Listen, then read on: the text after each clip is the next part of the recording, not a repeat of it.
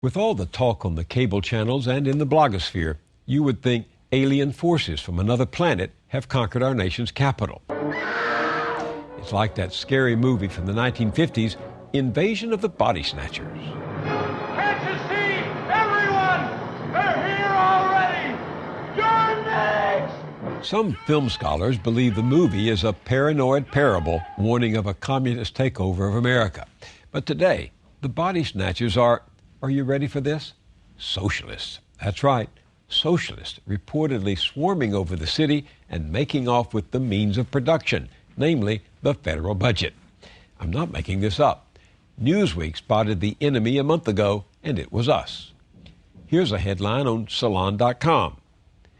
Newt Gingrich, reincarnated once again as himself, sounds as if Obama ate his contract with America for lunch and coughed it up as European socialism. I think it is the boldest effort to create a European socialist model we have seen. But the ghosts being conjured in the corridors of power aren't those great American radicals, Eugene V. Debs or Norman Thomas. No, Stalin, Marx, and Lenin have risen from the grave and are stalking our highest officials. Just listen to CNBC's Jim Cramer. We're in real trouble. We're in real trouble between what's happening in the world economy and our president, who seems to be taking his cues. Guess who he's taking his cues from? No, not Mao. Not Pancho Villa, although I had lunch with him. No, he's taking cues from Lenin. And I don't mean the all we need is love Lenin. I'm talking about that we'll take every dime Kramerians have Lenin. And others followed suit. Liberal Democrats, Obama and his minions, and the drive-by media are speeding down the highway, implementing socialism as fast as they can. Some economists say the stimulus plan President Obama just put into law moves us closer to socialism.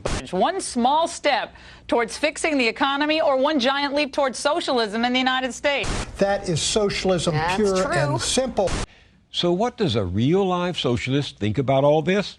We consulted the Endangered Species Act and actually found one, way out in the People's Republic of Southern California.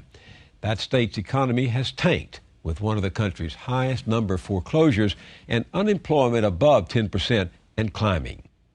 California is a financial earthquake off the Richter scale. All of this is grist for the socialist writer and historian who is sitting with me now. Once a meat cutter and long-haul truck driver, nowadays Mike Davis teaches creative writing at the University of California, Riverside. This recipient of a MacArthur Foundation Genius Grant has written so many books we can barely get them on the screen for you. Two of his histories of Los Angeles and Southern California, City of Quartz and Ecology of Fear, were bestsellers. His latest is titled In Praise of Barbarians, Essays Against Empire. Mike Davis, welcome to the Journal. My pleasure, Bill. Did you ever in your life imagine that America's financial system would become insolvent, or that our way of life would be in such a sudden free fall? No. And I found myself in the position of, say, a Jehovah's Witness, who, of course, believes the end is nigh, but then one morning wakes up, looks out the window, and the stars are falling from heaven. It's actually happened. Of course, people of the left, like myself, are famous for, I think the phrase is, we've predicted 11 out of the last 3 depressions. So, but no. I do think this time most everyone would agree with how you've described what we're going through as the mother of all fiscal crises. Do you have a sense of the people you know being frightened right now? Oh, people are terrified, particularly where I teach in Riverside County. People have no idea, where to turn. UC Riverside is the largest percentage of working class students in the UC system. And their families have scrimped and saved, and they've worked hard to get into courses that pointed toward stable careers and jobs. And now those futures are incinerated. What kind of choice do you make? What do you study? You wrote an essay on one of my favorite websites, TomDispatch.com, in which you asked this question: can Obama see the Grand Canyon? Now, help us understand the use of that metaphor. Well, the first explorers to visit the Grand Canyon simply were overwhelmed. they couldn't visualize the Grand Canyon because they had no concept for it.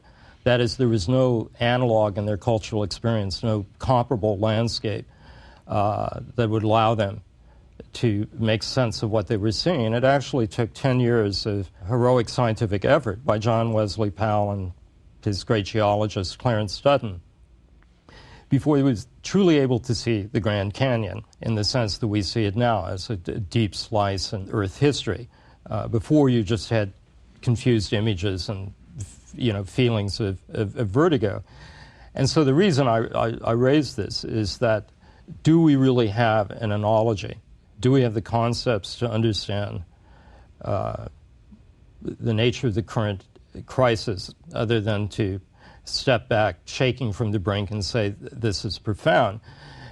Because, we're in a situation where not only do we seem to be having a second depression, but this is occurring in the context of epical climate change. It's occurring at a time when the two major benchmarks that survive for global social progress, the United Nations Millennial Goals for relieving poverty and child mortality on one hand, and the Kyoto Goals for reducing greenhouse emissions, both of those sets of goals are totally not going to be achieved. They've totally failed. This would be a time of fierce urgency in any sense. And now we face a meltdown of a world economy in a way that no one anticipated. Truly anticipated the possibility of another recession, even a financial crisis. But no one counted on the ability of this to happen in such a synchronized, almost simultaneous way across the world. You wrote in that essay, and we'll link that essay to our own site, we are looking into an unprecedented abyss of economic and social turmoil that confounds our previous perceptions of historical risk. Our vertigo is intensified by our ignorance of the depth of the crisis or any sense of how far we might ultimately fall. That was 5 or 6 months ago. Do you have a sense now of how far we might ultimately fall? No, and the consensus is that no one does. You can read the financial press, and almost nobody believes that the financial bailout is going to work. So nobody's seen the bottom here, and we're working largely on the basis of hope and faith and crossing our fingers. We've invested in one person, an almost messianic responsibility. And how's he doing? What's Obama done right so far, in your judgment?